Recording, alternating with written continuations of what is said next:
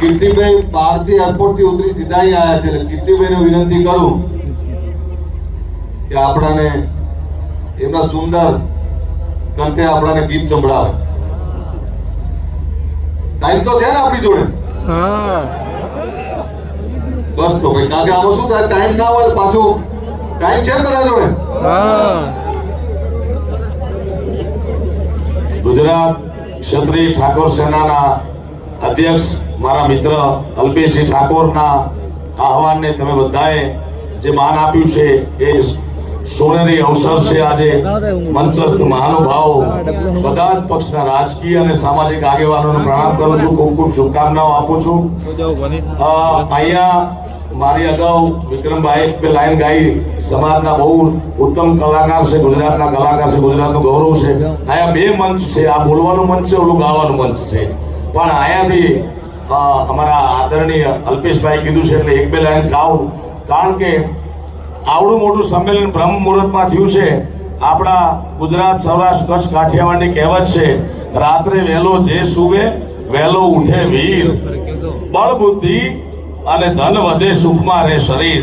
તો શિક્ષણ માટે, રોજગાર માટે, આત્મા સ્વાભિમાન માટે અને વ્યસન મુક્તિ માટે ભેગો થયેલો સમાજને હું ખૂબ ખૂબ અભિનંદન આપું છું. અને ઠાકોર એક જ્ઞાતિ પણ છે અને એક બિરુદ પણ છે. તો ડાકોર ના ઠાકોર, અલ્યા ડાકોર ના ઠાકોર, તારા બંધ દરવાજા